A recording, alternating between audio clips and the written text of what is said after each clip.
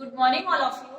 आज मैं आप लोगों को पाठ 10 प्रेमचंद जी के साथ 2 दिन पढ़ाऊंगी ना। तो इसमें सबसे पहले आप लोगों को मैं बताऊंगी कि इसके जो लेखक है बनारसी दास चतुर्वेदी कौन है। पंडित बनारसी दास चतुर्वेदी प्रसिद्ध हिंदी के लेखक और पत्रकार थे। वे राज्यसभा के सांसद भी रहे हैं। वे कलकत्ता में एक पत्रिका प्रकाशित होती थी जिसका नाम था विशाल भारत, उसके भी संपादक रहे हैं। उन्हें साक्षात्कार विधा को साहित्य में पल्लवित और पुष्पित करने का श्रेय दिया जाता है। इनका जन्म 24 दिसंबर 1892 को उत्तर प्रदेश के फिरोजाबाद में हुआ था। इंटर पढ़ने के उपरांत वे विद्यालय में शिक्षक बन गए। फिर शिक्षक की नौकरी छोड़कर वे साहित्य सेवा में लग गए। उन्होंने आर्यमित्र और नवजीवन का भी संपादन किया। फिर वे महात्मा गांधी के संपर्क में आए और देश सेवा में लग गए। उन्हें वर्ष 1973 में पद्म भूषण से सम्मानित किया गया। उनकी मुख्य रचनाओं में साहित्य और जीवन, सत्यनारायण कविरत्न, प्रवासी भारतवासी, फिजी में भारतीय और हमारे आराध्य सेतुबंध आदि शामिल है। 2 मई 1985 को इनका देहावसान हो गया, अर्थात इनकी मृत्यु हो गई। अब इसमें मैं आप लोगों को इस पाठ के बारे में बता रही हूँ कि जैसे प्रेमचंद्र के बारे में आप लोगों ने सुना होगा। प्रेमचंद्र हिंदी भाषा के प्रसिद्ध लेखकों में से एक है। इनका मूल नाम धनपत राय श्रीवास्तव था। उन्हें नवाब राय और मुंशी प्रेमचंद नाम से भी जाना जाता है। उपन्यास के क्षेत्र में इनका अतुलनीय योगदान है ना। तो उपन्यास के क्षेत्र में उनके योगदान को देखकर बांग्ला भाषा के विख्यात उपन्यासकार शरद चंद्र चट्टोपाध्याय ने उन्हें उपन्यास सम्राट कहकर संबोधित किया। प्रेमचंद ने हिंदी कहानी और उपन्यास की एक ऐसी परंपरा का विकास किया जिसने पूरी सदी के साहित्य का मार्गदर्शन किया। वे एक संवेदनशील लेखक, सचेत नागरिक और कुशल वक्ता तथा विद्वान संपादक थे। 20वीं सदी के पूर्वार्ध में वह जब तकनीकी सुविधाओं का अभाव था तो उनका योगदान अतुलनीय माना जाता है। उन्होंने कुल 15 उपन्यास, 300 कहानियां, 3 नाटक और 7 बाल पुस्तकें लिखी जो हिंदी साहित्य की अमूल्य निधि है ना। तो उनके उपन्यास गोदान को काला जय क्लासिक रचना माना जाता है। प्रेमचंद अब पाठ में प्रेमचंद की सेवा ना में उपस्थित होने की इच्छा बहुत दिनों से थी। लेखक की प्रेमचंद जी के मतलब सेवा में उपस्थित होने की इच्छा जो है बहुत दिनों से थी। यद्यपि 8 वर्ष पहले लखनऊ में एक बार उनके दर्शन हुए थे, पर उस समय अधिक बातचीत नहीं हो सकी। उनको मतलब ज्यादा बातचीत करने का मौका नहीं मिला। इन 8 वर्षों में कई बार काशी जाना पड़ा। काशी जिसे बनारस नाम से जाना है ना, तो काशी जाना हुआ।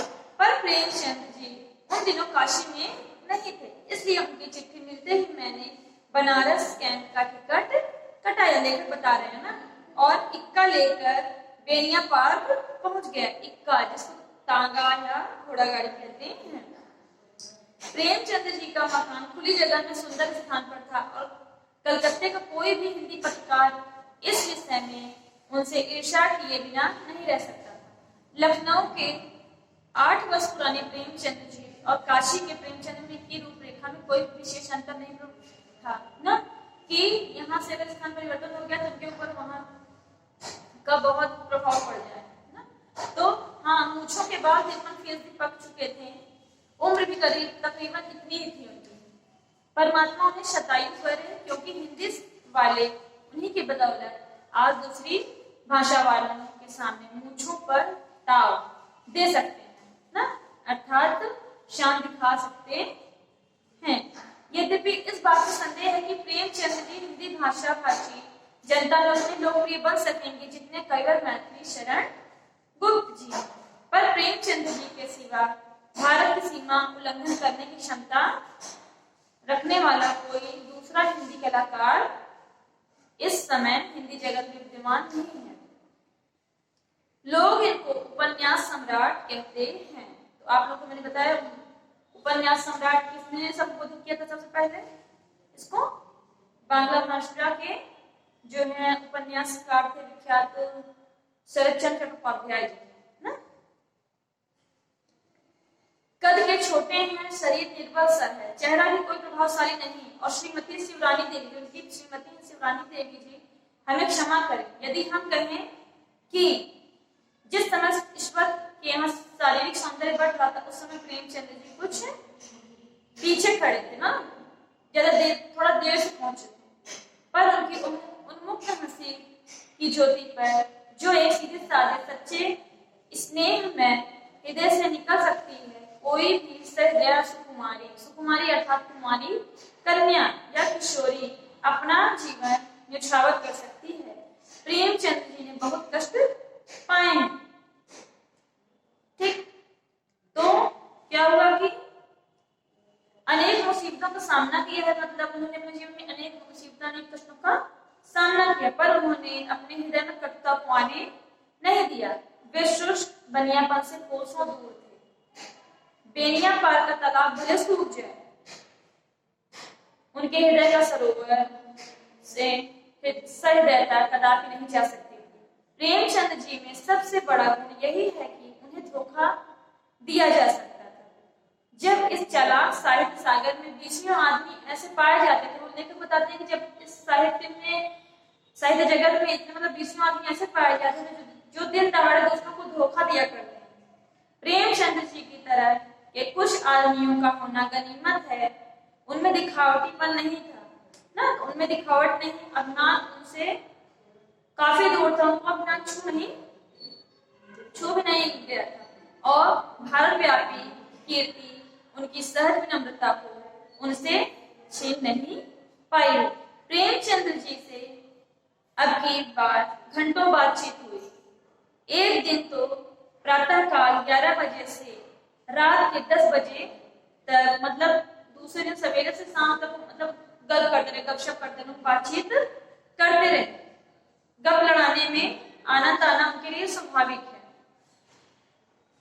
तो यदि प्रेमचंद्र जी को अपनी डिक्टेटरी श्रीमती शिवरानी जी का डर ना हो तो वो 24 घंटे यही निष्काम काम करते रहे। एक दिन की बात लेखक बताते हैं कि एक दिन बात करते करते काफी समय बीत गया ना, तो उन्होंने देखा कि घड़ी मतलब ज्यादा टाइम हो गया है, तो उन्होंने कहा गनीमत है कि दीवार पर घड़ी नहीं थी, वो हमेशा अपने पास एक घड़ी लगा देते थे।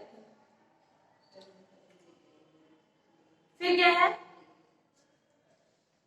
प्रेमचंद्र जी स्वर्गीय कवि शंकर जी की तरह प्रवास भीरू हैं। जब पिछली बार आप दिल्ली गए थे तो हमारे एक मित्र ने लिखा था 50 वर्ष की उम्र में प्रेमचंद्र जी पहली बार दिल्ली आए और इससे आश्चर्य नहीं हुआ। आखिर सम्राट पंचम भी जीवन में एक ही बार दिल्ली पधारे थे। सम्राट पंचम, इसको किसके लिए कहा गया? जॉर्ज पंचम, जो सम्राट पंचम कहा जाता था। यह जो प्रथम ब्रिटिश शासक थे जो वहां के राजा होने के साथ साथ भारत में भी जो है भारत के भी राजा थे, क्योंकि भारत 1947 तक अंग्रेजों के अधीन था। तो सम्राट पंचम के जीवन ना, तो आखिर सम्राट पंचम भी जीवन में एक ही बार दिल्ली पधारे हैं और प्रेमचंद जी भी उपन्यास सम्राट ठहरे। इनके सिवा प्रेमचंद मतलब कि इसके सिवा यदि प्रेमचंद जी इतने दिन बाद दिल्ली गए तो इसमें दिल्ली का कसूर है, उनका नहीं ना। फिर लेखक उसके कहते हैं प्रेमचंद जी में गुण ही गुण विद्यमान है, जो मतलब उनके अंदर जो गुण ही गुण विद्यमान है, सो बात नहीं। दोष है संभवतः अनेक दोष हैं। एक बार महात्मा जी से किसी ने यही सवाल पूछा तो महात्मा जी अर्थात गांधी जी यहाँ थे ना, तो गांधी जी ने उससे कहा कि यह सवाल आप अर्थात श्रीमती कस्तूरबा गांधी जी से पूछिए ना, तो बा से पूछिए। श्रीमती शिवरानी देवी से हम यह प्रार्थना करेंगे कि उनके दोषों पर प्रकाश डालें। एक बात तो उन्होंने हमें बतला भी दी है कि उनमें प्रबंध शक्ति का बिल्कुल अभाव है। हम ही सी हैं जो इनके घर का इंतजाम कर सके ना। पर इस विषय में श्रीमती सुदर्शन उनसे कहीं आगे बढ़ चुकी हैं। यदि कोई भला आदमी प्रेमचंद्र जी और सुदर्शन जी को एक कमरे में बंद कर दे तो सुदर्शन जी की टिकड़म भिड़ाकर छत से कूद पड़ेंगे और प्रेमचंद जी वहीं बैठे रहेंगे और बैठे बैठे कोई गल्प लिख डाले। जंग के बैठ जाने में ही प्रेमचंद जी की शक्ति और निर्बलता का मूल स्रोत छिपा है। प्रेमचंद जी ग्रामों में जमकर बैठकर और उन्होंने अपने मस्तिष्क के सुपरफाइन उच्च गुणवत्ता का कैमरा ना, तो वहां से अपने देश के एक प्रांत विशेष के निवासियों को मनोवृत्ति का एक बढ़िया अध्ययन किया और उसे जो है अपनी पुस्तक में इतनी खूबी के साथ चित्रित किया, उन्हें नोबेल पुरस्कार प्राप्त हुआ। कहानी लेखकों तथा कहानी लेखन कला के विषय में प्रेमचंद जी बहुत देर तक उनसे बातचीत हुई। उनसे पूछने के लिए कुछ सवाल मैं लिख कर ले गए तो उन्होंने जो लेखक थे उनसे जो है उन्होंने सवाल पूछे। हिंदी कहानी लेखक की प्रगति कैसे हुई ना। उसके बाद लेखक कुछ प्रश्न जो है लिख के गए रहते हैं तो उसको जो है प्रेमचंद जी से पूछते हैं तो प्रेमचंद जी उसका जवाब देते हैं। प्रेमचंद जी टॉलस्टॉय के उतने ही बड़े भक्त हैं जितना है तुर्गनेव का लेखक कहते हैं। उन्होंने सिफारिश की कि टॉलस्टॉय के अन कैरेनिना और वॉर एंड पीस शीर्षक की कहानियां जरूर पढ़ो। टॉलस्टॉय की कहानी आप लोगों ने सच्चा तीर्थयात्री पढ़ी है ना। तो पर प्रेमचंद्र जी की एक बार लेखक कहते हैं कि मेरे हृदय को उनकी बात एक बार से बड़ा धक्का लगा जब उन्होंने कहा कि टॉलस्टॉय के मुकाबले तुर्गनेव बहुत क्षुद्र हैं। तब मेरे मन में यह भाव उत्पन्न हुए बिना न रह सका कि प्रेमचंद्र जी उच्च कोटि के आलोचक नहीं हैं। मैंने प्रेमचंद्र जी से यही निवेदन किया कि तुर्गनेव को एक बार फिर से पढ़िए। प्रेमचंद्र जी के सत्संग में अजीब आकर्षण है। उनका घर एक निष्कपट आडंबर शून्य सद गृहस्थ का घर है और यद्यपि प्रेमचंद्र जी प्रगतिशील हैं, समय के साथ बराबर चल रहे हैं, फिर भी उनकी सरलता और विवेकशीलता से उनके गृहस्थ जीवन के सौंदर्य को अक्षुण्ण तथा अविचलित बनाए रखा है। उनके साथ व्यतीत हुए 2 दिन जीवन के चिरस्मरणीय दिनों में रहेंगे ना। तो बनारसी दास चतुर्वेदी जी कहते हैं कि जनवरी 1932 में उन्होंने लिखा था ना, उनसे मुलाकात हुई थी तो वो कहते हैं कि जो 2 दिन उनके साथ बिताए मैंने वह जो है चिरस्मरणीय रहेंगे, मतलब बहुत समय तक मुझे जो है याद रहेंगे, भूलेंगे नहीं ना। तो इस तरह से आप लोगों को मैंने पाठ 10 प्रेमचंद्र जी के साथ 2 दिन पढ़ाया ना। तो आप लोग जो है इसको एक बार अपने आप पढ़िए। Thank you.